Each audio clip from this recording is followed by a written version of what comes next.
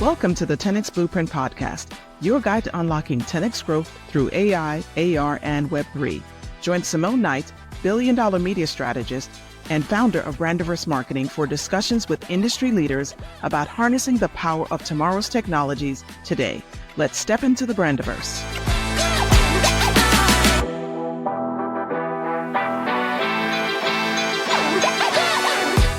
Hello, and welcome to Season 2 of the 10X Blueprint Podcast. My name is Simone Knight, and today my special guest is none other than Nima Schei, or should I say Dr.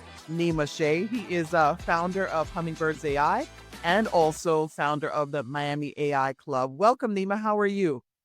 Thank you. And thanks for having me. It's a pleasure to be in your podcast in this beautiful season. Absolutely, right. This holiday season, we got a little fireplace going in the background, got a little coolness. So we are on the opposite ends of the weather, right? You're in Miami right now getting some 75, 80-degree Christmas weather, and here I am in the mountains in Georgia. So loving this difference here. So Nima, you've been in AI for a while. Like I said, you're an MD, you're a philosopher. I want to understand a little bit about you and how your background in philosophy and neuroscience led you into AI. Thanks so much for asking this question. It's a very good question. So I wouldn't call myself a philosopher, basically self-taught philosopher, that would be a term. But yes, I would call myself a neuroscientist, and I did medicine. I studied medicine, got my medical degree because of my fascination for the intelligence and the consciousness and why are we making decisions, what's mind, how we have emotions. All of those question marks in my head led me to study medicine, and then my fascination for finding the answers from neuroscience and the science of the brain led me to study neuroscience. Wow. I mean, you've been doing a lot in terms of connecting the dots between neuroscience, artificial intelligence, and emotion, the science of emotion. Now, one of the things I find super interesting is your motto is bringing mind to the machines. Can you explain what that really means and why that is your motto? Absolutely. So when I went to medical school, that's around 22 years, and with that fascination for the brain, psychology, neuroscience, I ended up in the computer science program and learning coding. And at that time, I realized that everybody in the engineering world, they have a different mindset than us, that we are coming from the biological background. So we study things, we study nature, we study the brain and how it works. They try to build something that is a little bit isolated than what the reality of the nature is. So the neurons, the neural networks that we have in the AI world is much different than the ones that we have in the actual brain in terms of the capabilities. So with that fascination of our brain, I tried to mimic how the actual brain of the humans and mammalians work, and then bring that to the engineering, and specifically in the control engineering.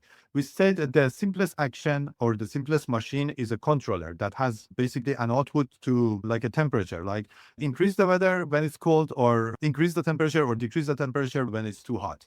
So that's the simplest decision maker. And then we studied how the brain actually is making those decisions. When it comes to our brain, we don't rely on logic only, but we rely on a very complicated decision-making process at the base of the brain, which involves the logic, emotions, and intuition. And so it's a way more complicated than the case that if this happens, do this, if that happens, do that.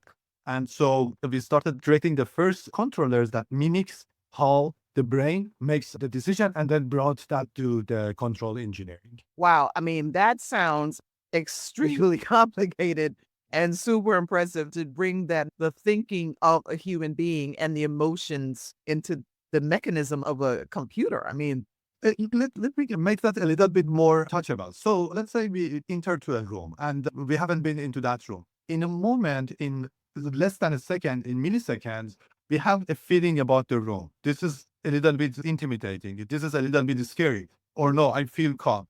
That's the first millisecond reaction that we have. So that's the intuition. Then after that, we start analyzing what is in the room, who are in the room. And then with that analysis takes more time. So that's the more of the logic. So in the base of our brain, when all of the sensations from the eyes, ears, and all of that comes to the brain, they come to the base of the brain. And then from that base of the brain, it spreads out towards the surface of the brain. So that means that at the base of the brain, we have that intuition in milliseconds that yes, this is, I have to have like a fear or what kind of emotion should I have? And then we make that decision to analyze things. That's the more of the surface of the brain. Well, So you is can, that when someone arrives at a party, let's say, and you're trying to figure out, do I like it here? Do I not like it here? These are the split decisions that you're making the moment you walk through the door. Your eye scans the room and your brain starts sending you signals in terms of fight, flight, happiness, scared, whatever the case is. And so you're bringing that sort of neuroscience into the computer world. exactly. Or in your case, in the case of the marketing world, let's say the first impression that you get from, let's say, an ad that you are watching, right? That Mhm. first second, that split of the second is the most important one because that's the first impression that you hook the viewer to watch the rest or not. So that's the intuition part. And then the user goes through that journey of the movie or of the ad, and that's of more of the logic based. I love that comparison because, of course, in marketing and business, what we do is called eye tracking, right? And you set up the user or the viewer to watch the ad and you look at their emotions. You're analyzing their emotions as to whether or not they like it. And you're looking for these micro facial expressions of did they raise their eyebrow? Did they frown? Did they smile a little bit?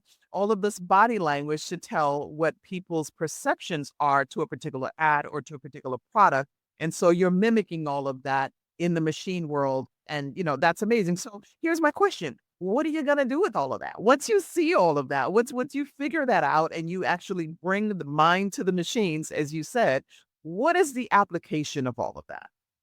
Absolutely. Just then go a little bit into the historical side of that. So when we started, we realized that humans are way more complicated in terms of their emotions and decision making.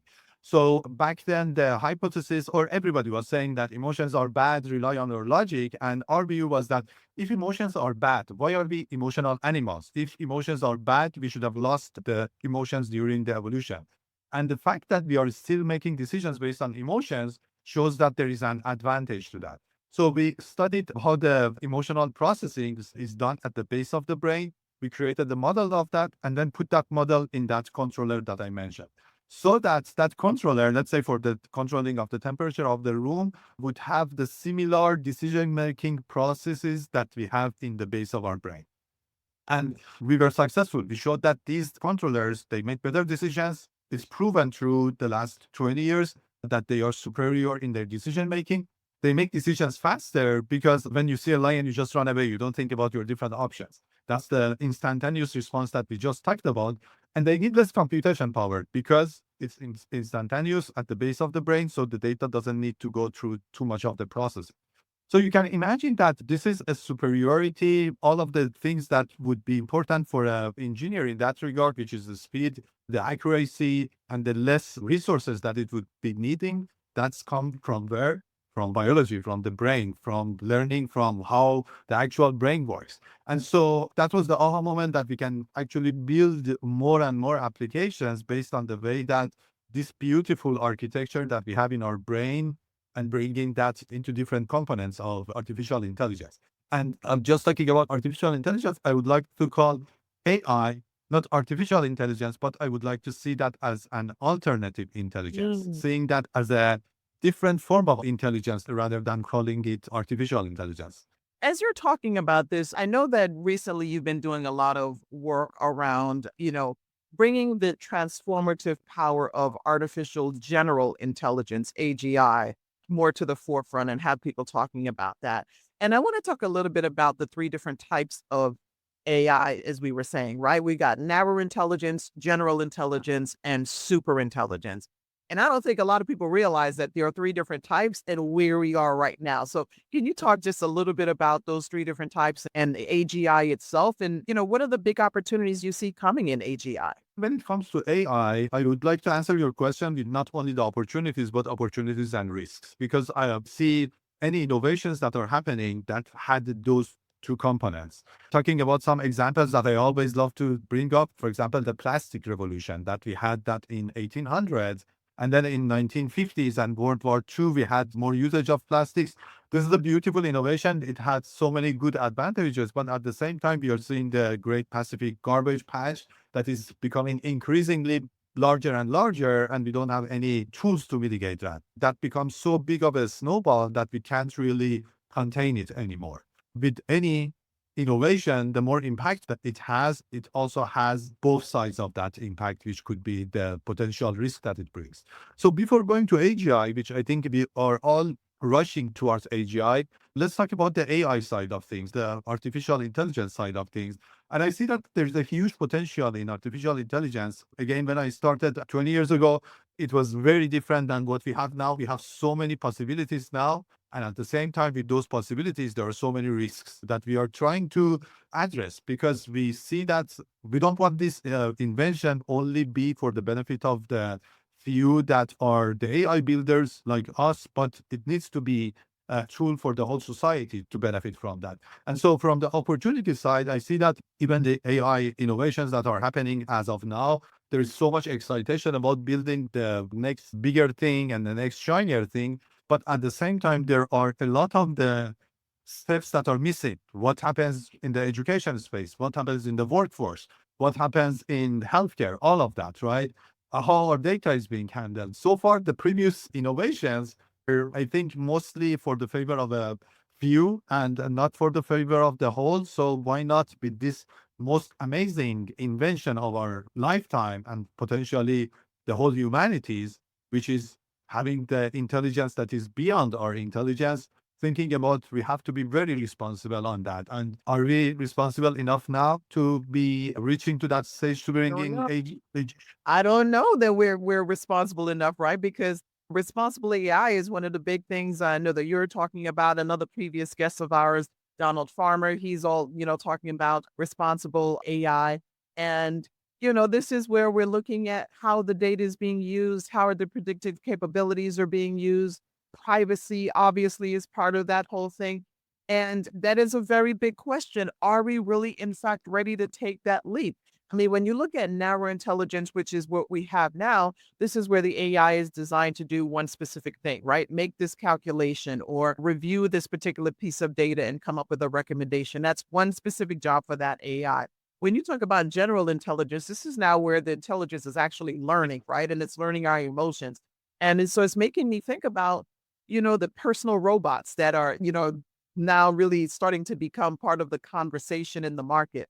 How does that impact healthcare in the future when in terms of, memory care, elderly care, people who have a broken leg? So I think one of the most important part that is missing. Here is the problem. Again, going back to the last 20 years that we created the brain emotional learning algorithms, the engineers, they don't, most of the time, and I don't want to put everybody in one box, but mostly the builders, the engineers, they don't think about the bigger consequences of what they are building. They are thinking about the next big object, the next big milestone, the survival, the customer acquisition, but they don't think about what happens after that. There are so many products that they are good, but also they can be misused and abused. And by the time that people were building that, they weren't thinking about those parts. Think about like TikTok, right? The challenge that we have with the TikTok now. Think about the social media challenges that we have. Think about the mental health challenges that we have with the data privacy of the data that we have in social media.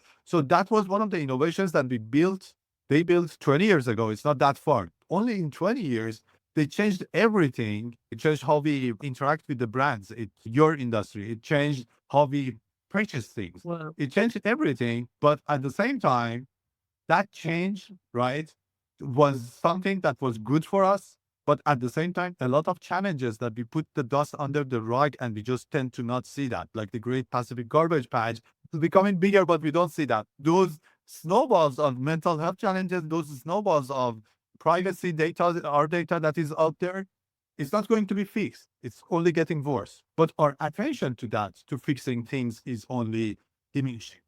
yeah, and that's definitely a big watch out, I would say, because as we're using this type of technology more and more, as to your point, Nima, the problem or potential problem only grows bigger and bigger because more and more information is being collected about us and is it being aggregated about us.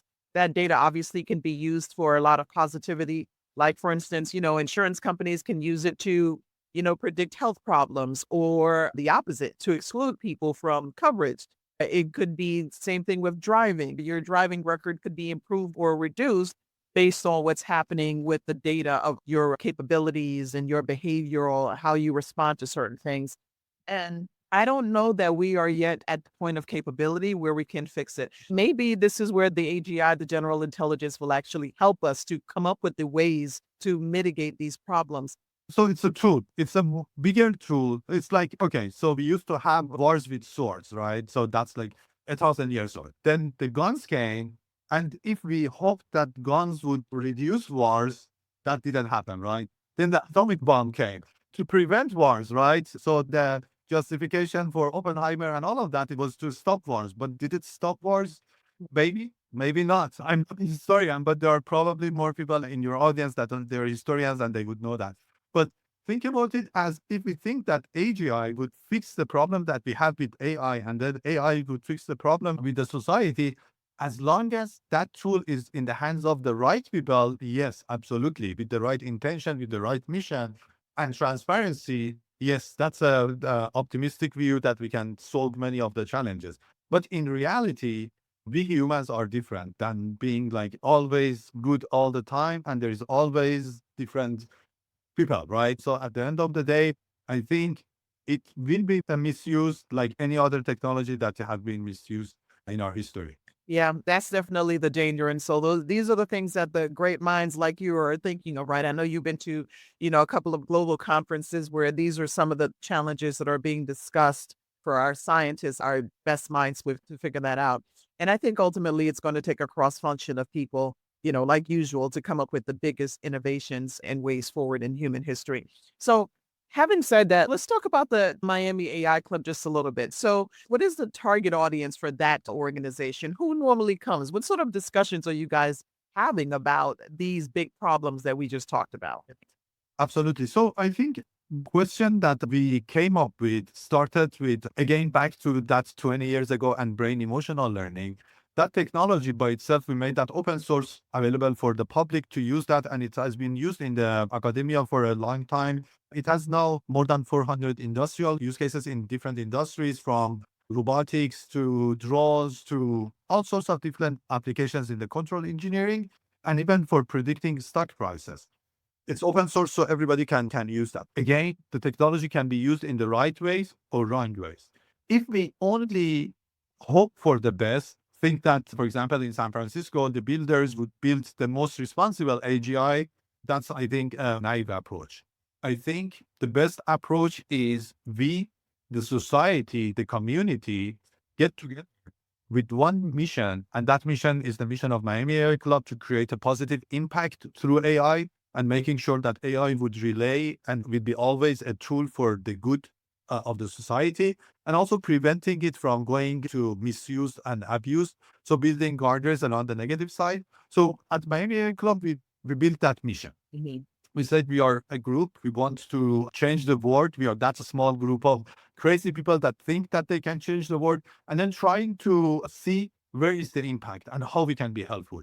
So that was how Miami AI Club was built. It's an inclusive and exclusive group. Inclusive because we are all from different backgrounds, very diverse group, but at the same time exclusive because it's exclusive to a group that they are very much action based and they want to make a change. So we don't want to bring people that they don't want to do the actual job. We want people that are dedicated to reach to that mission. So it's built from different groups of the society, from the academia to public sector to private sector, executives, AI builders, investors coming together to try to figure out how the society is going to change during the next few years, and then try to mitigate the risk, and then try to go after the opportunities that would be benefiting the whole society. And it's a not-for-profit, so the whole game is for bringing the society to more of the advantages of the AI rather than the disadvantages of AI. Okay, well, having said that, I have just one last question for you. What would you say right now is the biggest opportunity for healthcare and AI? What do you think is that big driver that if we can do this, if we can get there in the next 5 years, 10 years, that's really going to create that positive and transformative impact for the human race? Giving the answer very, very direct here. That's what we are doing now as a test bed, as an example. I'm going to give you one example. So we realized the number one killer of the children is cancer. Childhood cancer is the number one killer of the children. And so it's a big problem. But like any other problem, AI could be helpful. The how of that and how to do that, we have built the ecosystem around it with some amazing organization with their help. The foundations that have been in this area for a long time, they have been doing fantastic job for the children. We are creating a consortium to bring the startups, the innovations, the AI next to clinicians, the researchers, so that we can bridge that gap. And so there is the AI that would be directly having impact for their families, for the researchers, for the support of those children. So there are different projects, different startups that we are supporting now.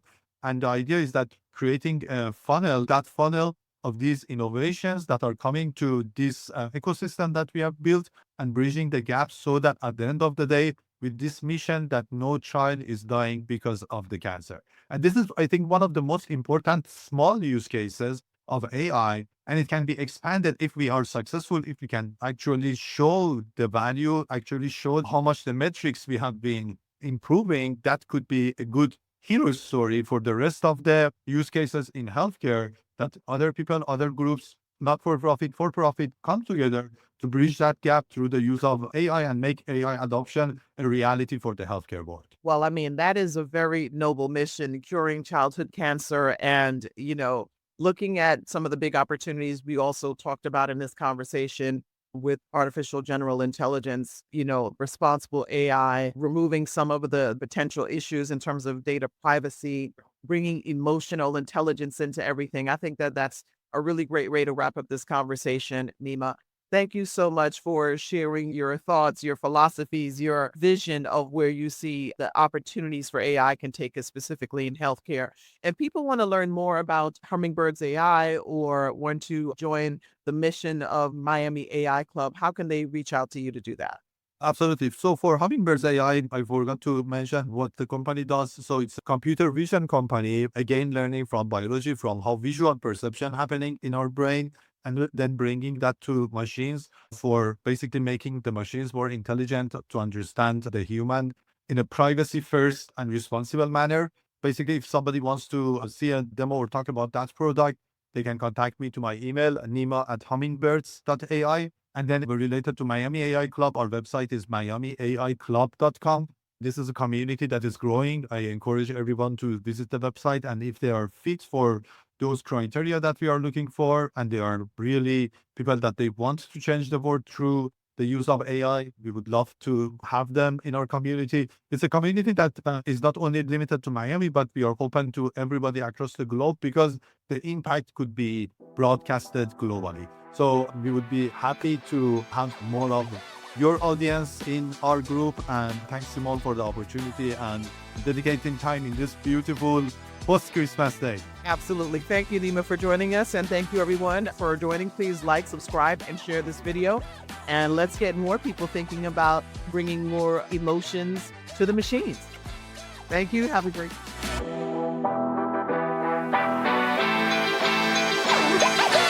Thank you for joining us on the 10X Blueprint podcast. If you found today's episode inspiring and want to stay ahead of the curve on the latest trends in AI, AR, and Web3, be sure to subscribe to our podcast and follow us on LinkedIn and YouTube at Brandiverse Marketing. Together, we'll unlock the blueprint for 10X growth. Don't miss out on our next episode, and until then, onward and upward.